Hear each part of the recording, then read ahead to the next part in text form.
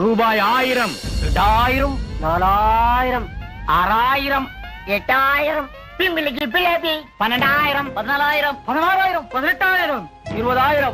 இந்த ஹர்திக் பாண்டியா ட்ரேடுன்றது இன்னும் எத்தனை யூகம் ஆக போகுதுன்னு தெரியல. 2026 IPL முடிஞ்சதுல இருந்து இன்னைக்கு தேதி வரைக்கும் ஹர்திக் பாண்டியா அந்த டீம் போயிடுவாரு, இந்த டீம் போயிடுவாரு, ஹர்திக் பாண்டியா இங்கே தான் போக போறா, ஹர்திக் பாண்டியாவை இந்த டீம் வாங்க போறாங்க அப்படின்னு சொல்லி ஏகப்பட்ட பேர் ஹர்திக் பாண்டியாவுக்கு ட்ரேடு பண்ணிக்கிட்டு இருக்காங்க. மீன்ஸ் அந்த ட்ரேடுக்கான ஒரு முயற்சிகள் எல்லா டீமும் எல்லா பிரான்ச்சைசிஸும் பண்ணிக்கிட்டு இருக்காங்க.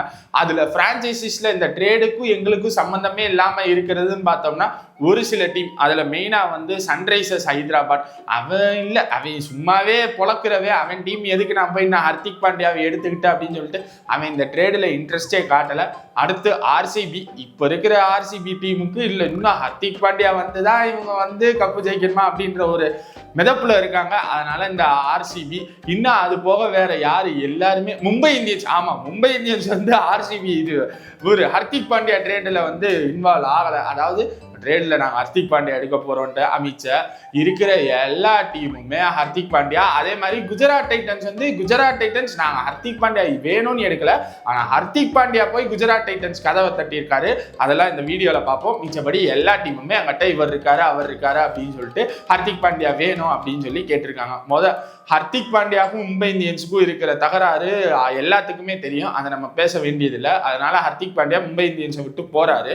ஸோ மும்பை இந்தியன்ஸ்ல ஹர்திக் பாண்டியாவுக்கு கொடுத்துட்டு வேற எந்த டீம்ல இருந்து எந்த பிளேயரை எடுக்கலாம் அப்படின்னு சொல்லி எல்லா டீமுமே வலை வீசியிருக்காங்க. அதாவது ஹர்திக் பாண்டியா எனும் மீனுக்கு இந்த டீம் பிரான்ச்சைசிஸ் எல்லாருமே தூண்டில போட்டிருக்காங்க. தூண்டில ஒரு சில பிளேயர்ஸ் ஃபர்ஸ்ட் டெல்லி கேபிட்டல்ஸ் எடுப்போம்.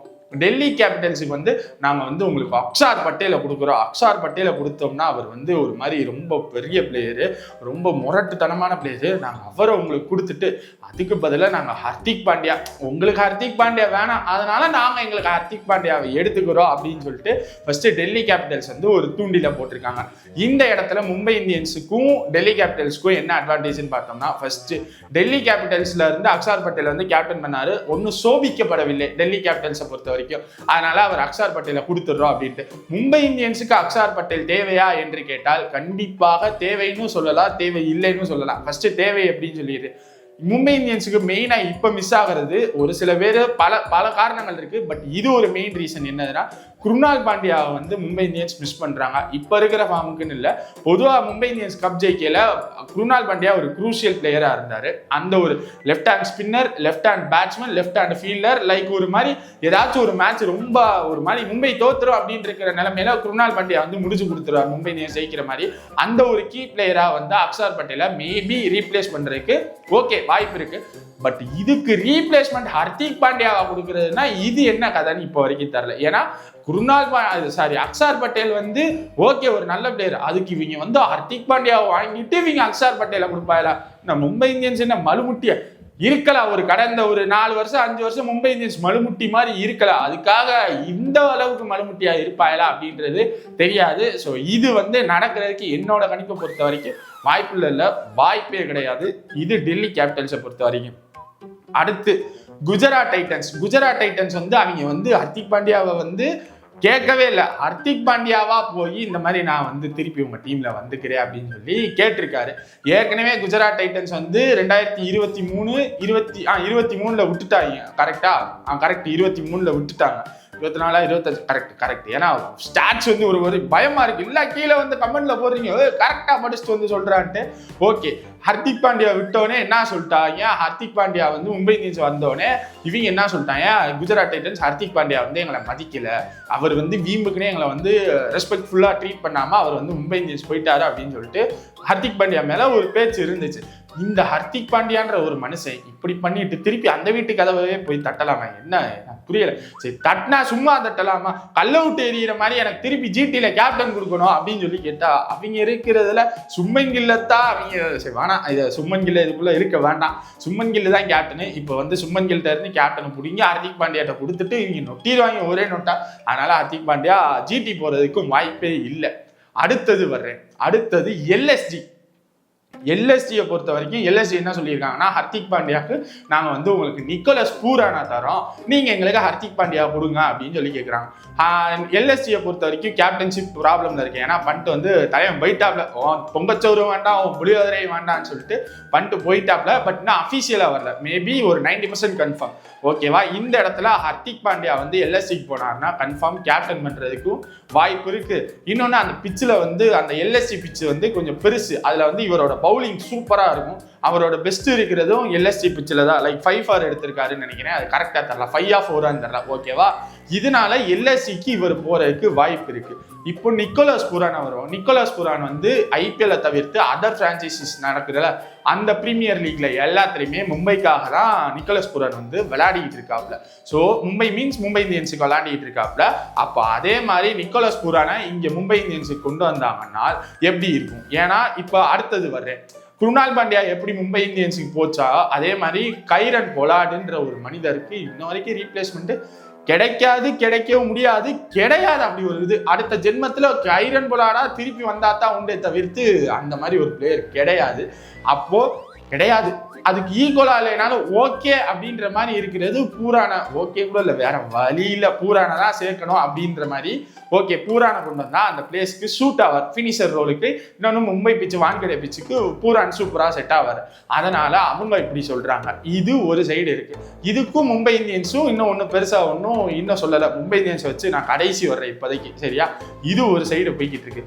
இந்த ட்ரேடுனா எப்படின்னா, இப்போ ஹர்திக் பாண்டியாவை மும்பை இந்தியன்ஸ் கொடுக்குறாங்கன்னா லைக் ஒரு எல்எஸ்டிக்கோ இல்லை ஒரு கேகேஆருக்கோ இல்லை ஒரு சிஎஸ்கேக்கோ கொடுக்குறாங்கன்னா மும்பை இந்தியன்ஸ்ல இருக்கிற ஒரு மெயினான ஒரு பவர்ஃபுல் பிளேயரை இன்னொரு டீம் கொடுத்தாங்கன்னா அப்போ அந்த டீம் வந்து இன்னும் பவர்ஃபுல் ஆயிரும்.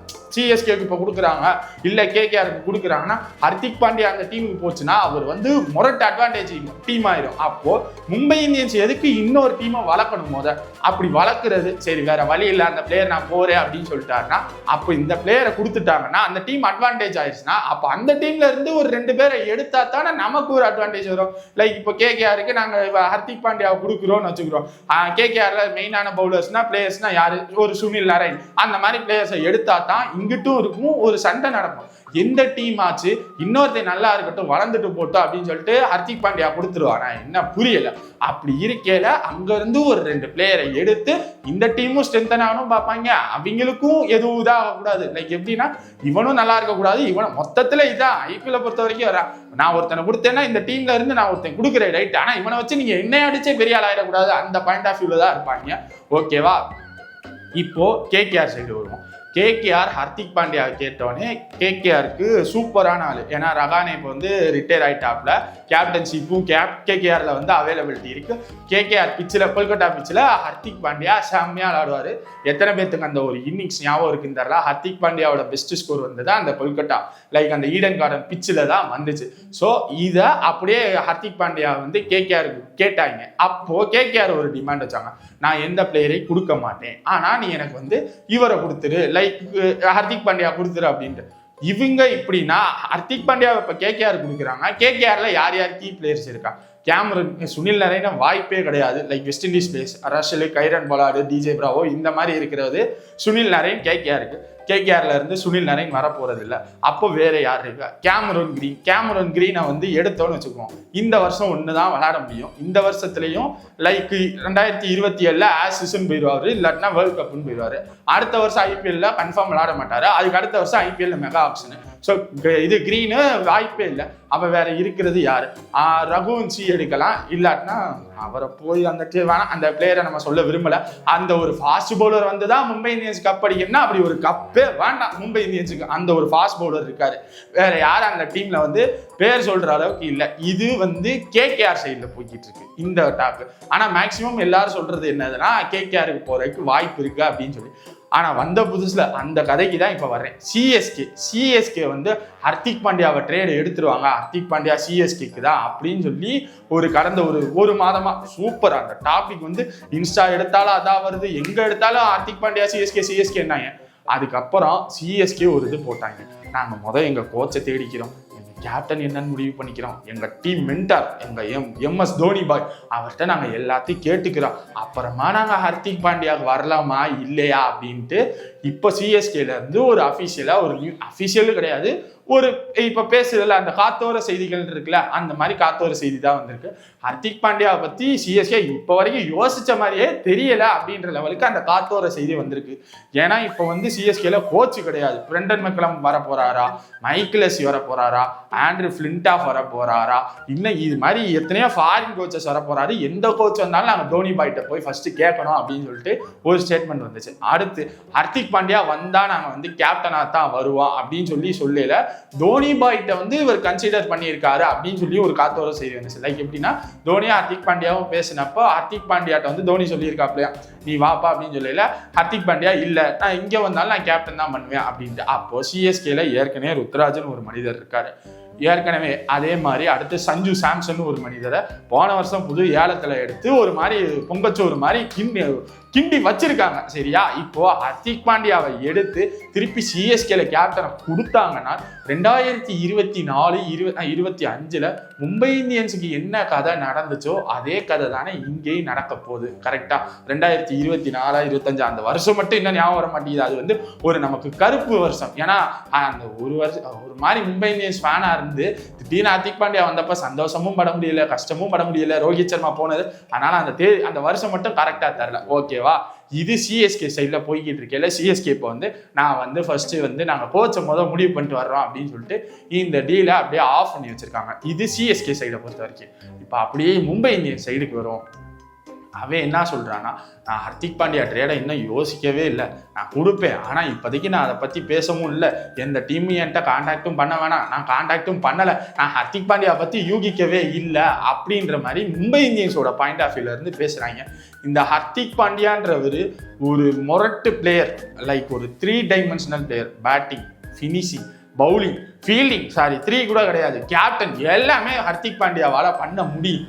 அப்படி ஒரு பிளேயரை மும்பை இந்தியன்ஸ் விட போறாங்கன்னா அந்த அளவுக்கு ஒரு மும்பை இந்தியன்ஸ் ஒரு ஸ்ட்ராட்டஜியை வச்சுட்டு தான் ஹர்திக் பாண்டியா விடுவாங்க. அப்படி இல்லைன்னா ட்ரேடில் ஒரு பிளேயரை எடுக்கவும் செய்வாங்களே தவிர்த்து சும்மா ஏனாதான பிஸ்னஸ். இது என்ன மிச்சர் பிஸ்னஸா, ஹர்திக் பாண்டியா கொடுத்துருங்க, ஓகே நாங்கள் கொடுத்துட்றோன்ற மாதிரி. ஆனால் இந்த டாக்கு மட்டும் IPL முடிஞ்சதுல இருந்து இப்போ வரைக்கும் போய்கிட்டு இருக்கு. ஆனால் ஹர்திக் பாண்டியா எந்த டீமுக்கு போவாரு, அந்த டீமுக்கு போனா கேப்டன்ஷிப் ஹர்திக் பாண்டியாவுக்கு வருமா, அங்க போய் ஹர்திக் பாண்டியா நல்லா பெர்ஃபார்ம் பண்ணுவாரா அப்படின்ற பல கேள்விகள் இன்னும் ஓடிக்கிட்டு இருக்கு. உங்களை பொறுத்த வரைக்கும் ஹர்திக் பாண்டியா எந்த டீம்ல விளையாடுவாரு அப்படின்றது இருந்துச்சுன்னா அதை கீழே கமெண்ட்ல சொல்லுங்க. எனக்கு பொறுத்த வரைக்கும் ஹர்திக் பாண்டியா எதுக்கு போகணும், பேசாம ஹர்திக் பாண்டியாவோட அந்த ஒரு கேரக்டரை மட்டும் மாத்திட்டு எல்லாம் வாங்க ஒன் ஃபேமிலியா திருப்பி விளையாடுவோம் அப்படின்னு வந்துட்டாலே மும்பை